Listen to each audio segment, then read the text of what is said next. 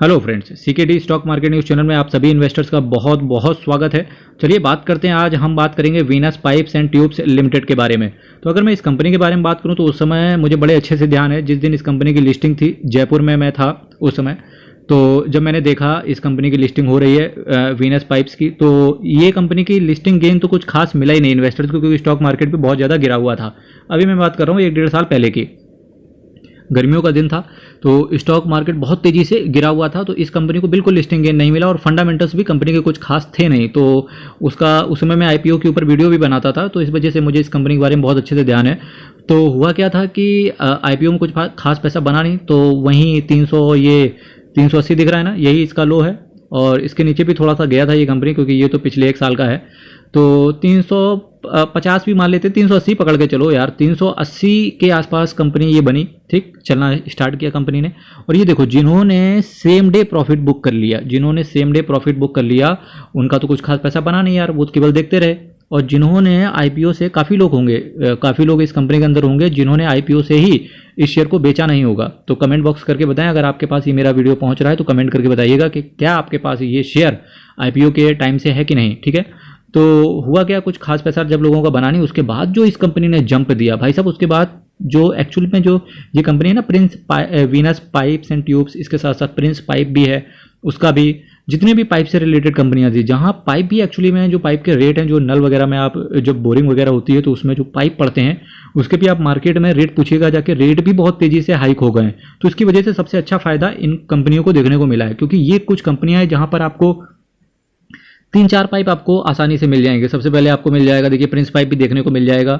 और कभी अगर ना देखने को मिले तो एटलीस्ट अगर आपके आसपास प्लम्बर की दुकान हो तो ऐसे पूछने चले जाओ कि भाई साहब, इन्वेस्टर की सबसे अच्छी निशानी है बिजनेस समझे वो, ठीक है। और प्रिंस पाइप देखने चले जाओ, आपको आसानी से दिखेगा। वीनस पाइप भी आपको आसानी से दिखेगा, मेरे एरिया में तो मुझे आसानी से दिखता है।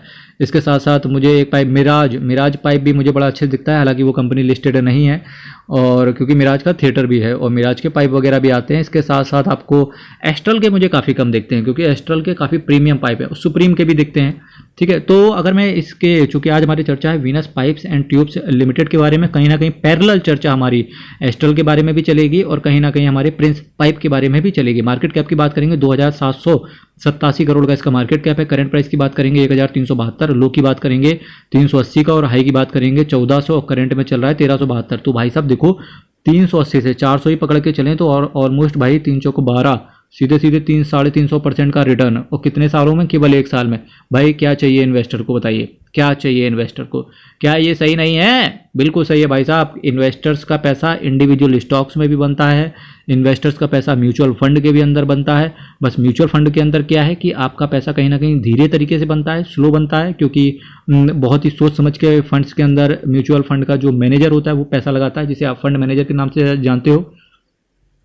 और इंडिविजुअल स्टॉक्स में पैसा पकड़ना आसान नहीं होता है, शेयर्स को पकड़ना आसान नहीं होता है, क्योंकि इतनी 7,500 कंपनियां, कैसे पता आपको कि वही कंपनी भागेगी? क्योंकि आज तो मैं ये वीडियो इस वजह से लेके आ गया हूँ, 380 से 1400 हो गया, चलो बना दिया वीडियो। अब क्या ये 1400 से 14,000 पहुंच पाएगी कि नहीं पहुंच पाएगी, इसके लिए मैं वीडियो लेके आके आया हूँ कि फंडामेंटल, साथ ही साथ जो ये शेयर को ऑलरेडी जिनके पास है उन्हें क्या करना चाहिए, इस चीज़ से रिलेटेड मैं उनसे बात करने की कोशिश करूंगा। स्टॉक के पी की बात करेंगे 53 का है, बुक वैल्यू की बात करेंगे ₹159 का है, डिविडेंड यील्ड की बात करेंगे 0.04% का है, return on capital employ, return on equity की बात करेंगे तो भाई साहब, रिटर्न ऑन इक्विटी जब तक इसका क्लोज टू 20% रहे आप बने रहना, और जैसे ही रिटर्न ऑन इक्विटी गिरते हुए नजर आए, यानी कि 14, 15 या 13 के आसपास आ जाए, तो डेफिनेटली वहां से फिर एक एग्जिट का मूड देख सकते हैं। फेस वैल्यू की बात करेंगे ₹10 का है। मुझे ऐसा लगता है कि अब इस कंपनी को शायद मैनेजमेंट ये चाहेगा कि स्प्लिट के बारे में या तो स्प्लिट कर दे, या कंपनी क्या कर दे, या स्प्लिट कर दे, या कंपनी बोनस दे दे, क्योंकि किसी तरीके से इसके शेयर के प्राइस को तोड़ के आधा किया जाए।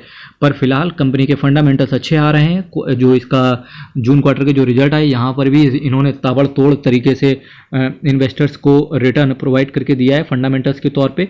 तो भाई साहब, चीज़ें तो ज़बरदस्त हैं। तो कंपनी शायद मैनेजमेंट विचार ना करे, पर आने वाले समय में मैनेजमेंट स्प्लिट के लिए जरूर सोचेगा, अगर ये शेयर प्राइस 2000 के आसपास जाते हुए देखने को मिलेगा, क्योंकि फिर उसका, जैसे इस कंपनी का शेयर प्राइस 2000 के आसपास चला जाएगा, क्योंकि फिर वहां पर एक हाथी खड़ा होगा जिसे आप बोलोगे Astral limited. Venus pipes and tubes limited के बारे में बात करें तो manufacturer and exporter of stainless steel pipes and tubes. The company is manufacturing stainless steel tube product in 2 broad categories, seamless tube pipes and welded tubes pipes, under which 5 categories of product are manufactured: high precision heat exchange tubes, stainless steel hydraulic and instrumentation tubes, stainless steel seamless pipes and stainless steel welded pipes. तो ultimately जो इनका business है steel boxes pipes, तो इसका कुछ pipe का वगैरह का जो बिजनेस आप सभी को पता होगा कि वेल्डिंग वगैरह के जो पाइप होते हैं, पाइप आप इतना समझ के चलो, ज़्यादा घुसना नहीं है धंधे में, क्योंकि फंडामेंटल्स अगर रिजल्ट अच्छे आ रहे हैं तो बस चलते रहना है, ठीक है। और सबसे अच्छा मैं आपसे एक चीज़ और कहना चाहूँगा यहाँ पर कि भाई सबसे पहले अपने आप को किसी भी शेयर में इन्वेस्ट करने से पहले ये जरूर सोचना कि आप इन्वेस्टर हो कि आप ट्रेडर हो, क्योंकि अगर आप सेम डे खरीद के आप ये 1-2 साल में खरीद के बेच देते हो तो डेफिनेटली आप इन्वेस्टर नहीं हो, फिर आप एक ट्रेडर हो गए। तो इस चीज़ को डिफरेंशिएट करके रखना है, क्योंकि इन्वेस्टर वो है जो मिनिमम 15 से 20 साल स्टॉक को पकड़ के चले, ठीक है। सेल्स की बात करेंगे, 136 करोड़ था दिसंबर में, फिर 176 करोड़, फिर 180 करोड़। क्या ताबड़तोड़ कंपनी ने रिजल्ट्स पेश किए जून क्वार्टर में। 155 करोड़ से खर्चा भी इन्होंने कम कर लिया, 152 करोड़। भाई साहब शेयर तो लग रहा है यहाँ से भी गुरु नो डाउट कि शायद 2000 भी यहाँ से पहुँच जाए, कोई बड़ी बात नहीं है। 11 करोड़ से 13 करोड़, फिर 17 करोड़ का नेट प्रॉफिट, 5 का ईपीएस था, फिर 6 का ईपीएस था, फिर अप्रॉक्सीमेटली 8 का ईपीएस आ गया। तो अगर 10 का ईपीएस आया ना तो शेयर प्राइस भी 2000, वहीं 6 का वापस से ईपीएस आया तो शेयर प्राइस फिर तगड़ी बुकिंग देखने को आपको मिलेगी।